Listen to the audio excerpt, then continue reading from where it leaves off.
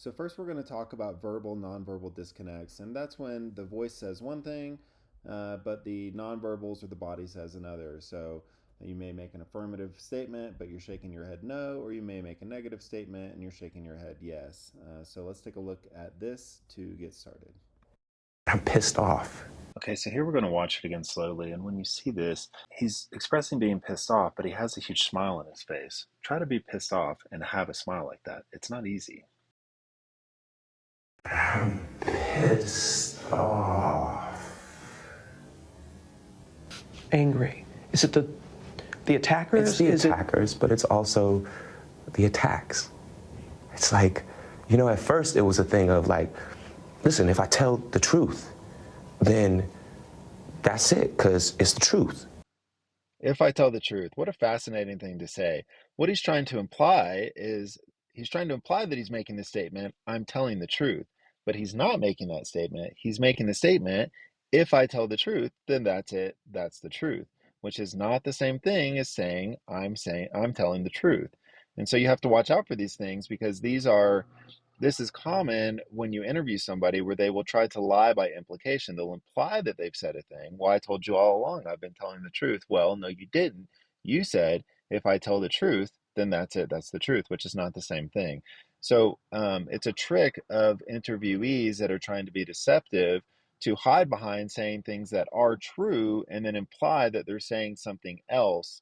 And you have to be careful to pick up on these when they happen. Mm-hmm. Then it became a thing of like, oh, how can you doubt that? Like, how do you not believe that? It's the truth. Look, it's absolutely true that ridiculous things happen sometimes, but usually they don't. Most things are not ridiculous. And so when somebody draws your attention to something like this and suggests that it's ridiculous, you should believe them and you should pay attention to it and go back and you're going to make sure that you ask lots of questions to follow up on that. I heard, as I was crossing the intersection, I heard Empire. And I don't answer to Empire. My name ain't Empire. So here when he says, my name ain't Empire, he's laughing. And he's laughing because he knows that it's a ridiculous thing for someone to say. So once again, he's pointing out that something's ridiculous. And when they point it out, you should believe them. It was so fast, you know what I'm saying? It was so fast. How long did this all It felt like minutes, but it probably was like 30 seconds, honestly. I can't tell you honestly. Never let a phrase like, I can't tell you honestly, go unexamined. It is possible that it's a colloquialism or just a way of speaking, but it also sounds dishonest. I can't tell you honestly. Other examples of this might be, I can't say, I couldn't say, I wish I could tell you. Every time you hear these, they deserve examination. Make sure that you go back and talk to the person about those things. And maybe it will resolve itself, but if it doesn't, it could be an indicator that something's up. But I can't tell you what color their eyes were. I can't tell you. And I did not see anything except the second person I saw running away. So here Jussie is supposed to be reporting things that happened, but instead he's saying, I didn't see, I can't tell you, I can't tell you, I did not see. Anytime somebody is supposed to be reporting a thing that actually happened to them, and they spend all this time talking about things that didn't happen, that should alert you, and you should follow up with amplifying questions. I told them what happened, everything. Let's watch that one again slowly, where he says he told them everything that happened. Watch what his head does while he says that he told them everything. I told them what happened, everything. So here he's saying that he told them what happened, he told them everything. This is an affirmative statement, but his head is shaking no. So this is what's known as a verbal nonverbal disconnect. Listen, these things can vary by person. It is true that sometimes people shake their heads for emphasis or do it for other reasons. But when it's over something that's important like this, you should pay attention. If they're making an affirmative statement, and their head is shaking no, or if they're making a negative statement and their head is shaking yes, that's something that you want to follow up with and clarify. You're going to ask the amplifying questions, and maybe it will resolve itself, but if it doesn't, then you may be onto something. I went down to where it happened, and I walked them through exactly what happened. Let's slow that one down and see if we see a verbal nonverbal disconnect. I walked them through exactly what happened. So I walked them through exactly what happened as an affirmative statement, but his head shakes no. So this to me looks like a verbal nonverbal disconnect, and it deserves follow up. And for all of the people, the next time that you see someone report something, maybe well after the fact that it happened, and you say to them, well, why you wait until now? Just remember that mine was reported right away. So I find this possessive use of mine terribly interesting. This is something that I would absolutely follow up on, because this is something awful that happened to him. And typically, um, victims do respond to crimes differently. But you would think that somebody would want to hold this at arm's length. This is something that happened to me. This is something external from me. And mine is a possessive thing. Now, if we wanted to look at this from the least generous viewpoint, which is that, of course, he was later convicted of concocting this whole story. So if he concocted it, then he essentially wrote a script, hired people on to do certain things. And in a way, this is almost like a movie script or a play or something that he put together. And that would be something that somebody would be possessive of. This is mine. This is something that I did. It's just interesting. I can't say definitively, and nobody can, but it's something where if you see somebody who's expressing a certain possessiveness or um, a connection to something that seems like they should be distancing themselves from it, then you're going to want to follow up on that. It's a similar concept of when you see somebody who is distancing themselves from somebody, where typically you would think that they would uh, hold that person close. So, for example, in a child homicide, where a father is accused of murdering their child, and the father is on video saying, well, the child, the boy, the child, instead of my son, and naming their son. So, that would be a case of distancing when you would expect to have the person hold that closer. Whereas in this case, where he's saying, in mine, which is very possessive, so he's holding it close when you would think that it would be a little more distancing. So it's not definitive, but it's something that you're going to want to follow up on. It's an unusual use of a possessive pronoun. I've heard that it was a date gone bad, which I so resent that narrative. I'm not gonna go out and get a tuna sandwich at a salad to meet somebody. That's ridiculous. And it's offensive. Yes, there's Grindr. Yes, there's Jacked. Yes, there's all of these things, which I have not been on in years. I can admit that I was on that back in the day. I was single. You know what I'm saying? But I have not been on that in years. But aside from that, it's offensive. And I absolutely resent that narrative because it's bull. It's bull. Okay, so when I watched the interview, this is the first and maybe only time that he appears to be angry about anything.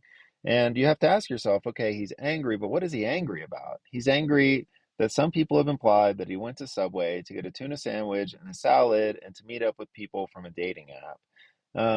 Of all the things to be angry about, this doesn't seem like it would be the one. It seems like you'd be angry about people tying a noose around your neck or throwing bleach on you or attacking you or any of these other things. Um, but instead, you're angry about this. And so essentially, I would suggest that this is him getting himself emotionally worked up, hoping that this sense of being angry um, is extrapolated from the interviewer to apply to bigger and broader things like the incident as a whole. Whereas it's not. He's getting worked up over a very minor issue. And you have to ask yourself, why is this happening? Why is he being angry? And in what context is he being angry?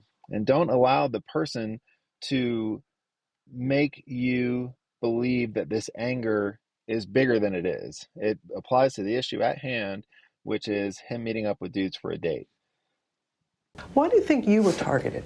I can just assume, I mean, I come really, really hard against 45. Okay, let's talk about his voice first before we get into the substance of what he's saying. His voice right there is a distinct change from anything that we hear anywhere else, where his voice suddenly slows down and gets gravelly or something, where he says, I come really hard for 45. It's a deviation. He's not speaking like that anywhere else. And so anytime somebody changes their voice pattern suddenly, you're going to want to focus in on that statement and you're going to want to develop it later. So at this point, what he's saying, his statement is he was targeted because he spoke out against President Trump, which is such an odd thing to say, given that President Trump was a widely unpopular president. He was criticized all day, every day by individuals, media, whatever. So what makes him so important? It's an awfully self-important thing to say that your statements that are similar to everybody else's statements are so much more important. Um, so his statement is ridiculous, but just from an interview standpoint, when that voice changes, that's something that you're going to want to follow up on. You're going to come back to that and you're going to explore that topic more. And the topic is, why do you think that you've been assaulted? I come really, really hard against his administration. And I don't hold my tongue. Of course, this is in the same strain. Tens of millions of people all over the country and the world are criticizing this president, but then your opinions against him are so much more important than anybody else's that you were targeted for this attack? Maybe. I could only go off of their words. I mean, who says empire, this MAGA country, ties a noose around your neck and pours bleach on you? Great question, Jussie. I appreciate you for asking the hard-hitting questions here. If you think about this, basically what he's doing here is he's criticizing his own screenplay that he put together, and his screenplay, this crime that he orchestrated. Um, when you look at it, it's a ridiculous thing for these people to be saying, and they're shouting at these things, this combination of words, this place, and all these things. And so he's literally saying, "Who says that thing?" And essentially, what he's doing, and this is something that comes up in regular interviews, so this isn't just particular to Jussie, which is why it's important to point out, is that he knows it's ridiculous. And so he's calling it out, hey, that's ridiculous. And so he's hoping that when he points it out by saying, hey, that's ridiculous, you, as a regularly observant person, have also seen that it's ridiculous. And now he's put himself effectively on your team so that you two, side by side, are looking at this situation. And now, as a team, you're saying, man, that's ridiculous, which anytime somebody points out that something's ridiculous, you ought to believe them, and you're going to ask a lot more questions to follow up on those. What do you feel people need to hear the most from this story? I think that what people need to hear is just the truth. Your words say one thing, but your head says another. We're going to watch that again slow, and you tell me if you see a verbal, nonverbal disconnect like I do. I think that what people need to hear is just the truth. Okay, so we're seeing a strong verbal, nonverbal disconnect there, and we've covered a lot of interesting topics in this. And these are things that you will see throughout your interview and interrogation, or as you watch other celebrities in the news, you'll see these things. And so hopefully you know a little bit more how to spot them. Let's move to Jussie's sentencing. Here he says a couple interesting things that deserve follow-up also. No, I would just like to say to Your Honor that I am not suicidal. That's what I was about to say. Okay. I am not suicidal. Okay. I am not suicidal. I am innocent, and I am not suicidal.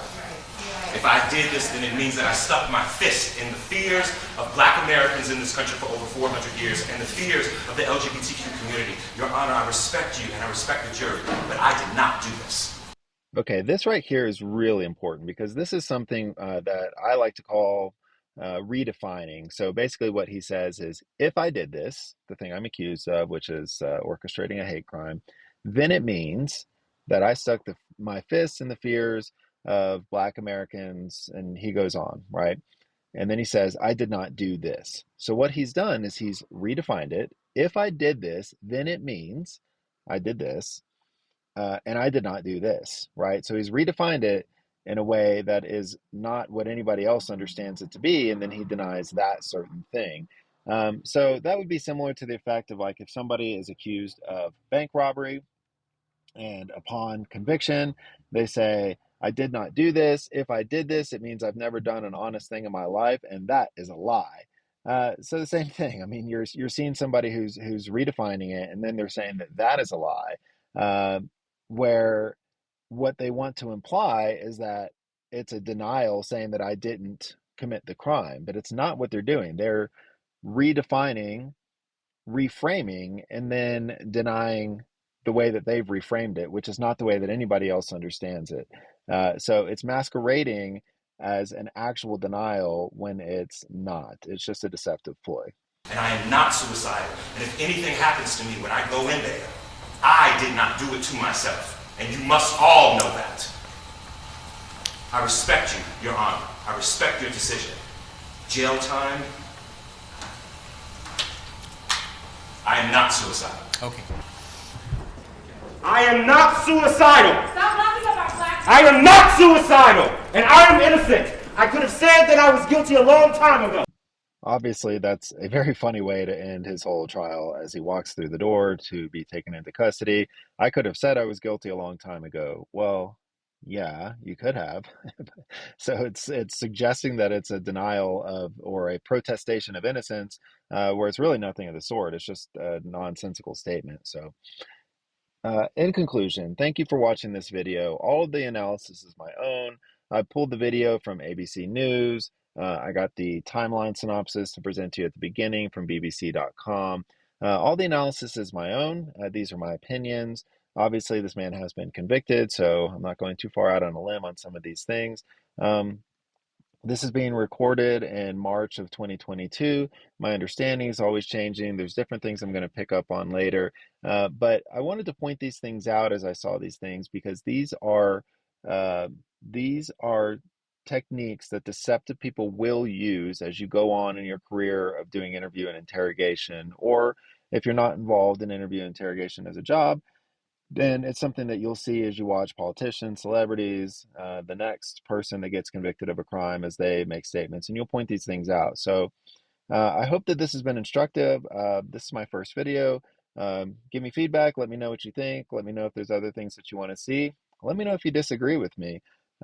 This is my analysis based on my knowledge. I could be wrong. But I hope that I've given you some good content here, and I look forward to hearing from you, and I look forward to putting more content out in the future. So thank you very much. Check out my blog, lewispurdy.substack.com, LEWISPURDY.substack.com, and I will be seeing you.